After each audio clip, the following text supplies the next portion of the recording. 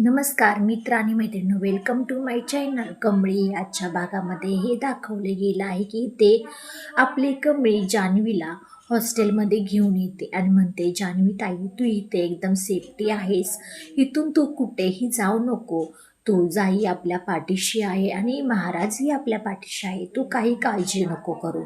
जान्हवी म्हणते, अगं कमळी, मला तरीही थोडीशी फार भीती वाटतेच. हा जयंत कमळीचा शोध काढत काढत हॉस्टेलमध्ये येतो आणि म्हणतो की कमळी कुठे आहे. तर ती एक मुलगी कमळीच्या रूमकडे बोट करून दाखवते. तिथून कमळी म्हणते, जान्हवी ताई, चल तुला हॉस्टेल सगळं काही कॉलेज आमचं फिरून दाखवते, कॅन्टीनमध्ये जाऊया आणि मित्रमैत्रिणींना भेटूया. असं काही म्हणल्यानंतर ज्या रस्त्याने जयंत येत असतो त्या रस्त्याने न जाता दुसऱ्या रस्त्याने जान्हवी आणि कमळी जातात. जयंत येतो आणि कमळीच्या रूमचा दरवाजा खोलतो, तो तिथे कोणीही नसतं.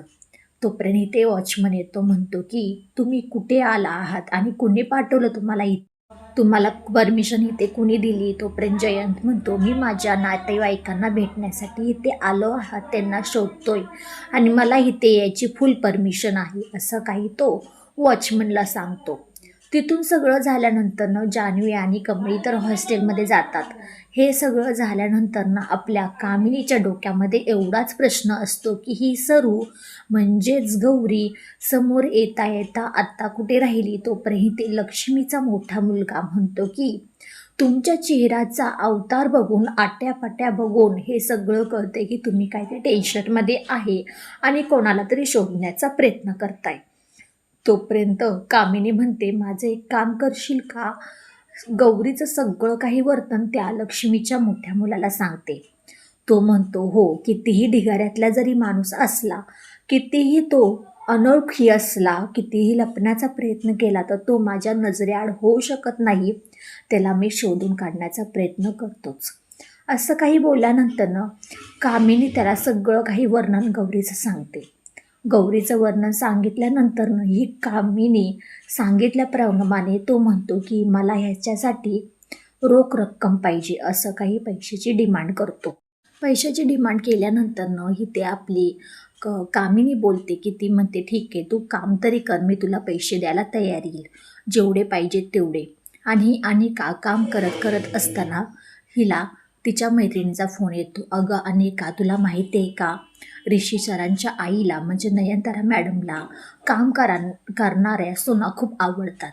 बघ ना, त्या रोहितचीच बायको सगळे काही काम करते घरामध्ये म्हणून तरी आवडते ना.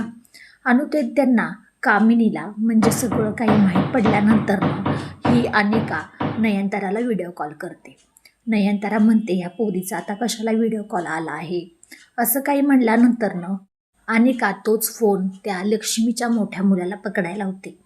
आणि लक्ष्मीच्या मोठ्या मुलगासमोर जसं काही गौरी येते तसंच काही तो तिच्याकडे पाहतच राहतो.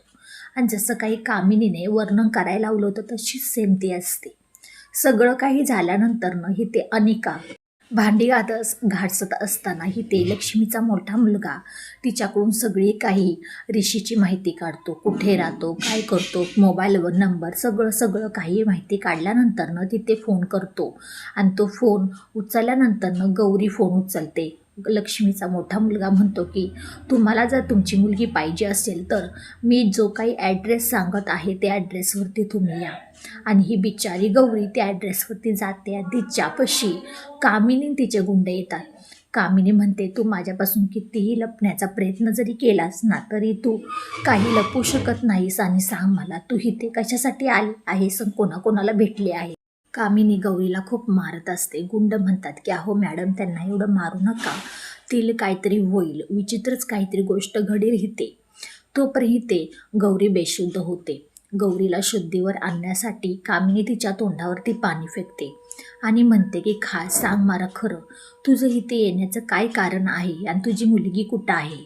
तोपर्यंत हे सगळं सांगण्याच्या आधीच इथे कामिनी हे सगळं तिच्या तोंडून सगळं वदवून घेत असते. तोपर्यंत ते कमळी आणि निग्गीपाशी खरा स्केच म्हणजे कमळीचा खरा फोटो समोर येतो.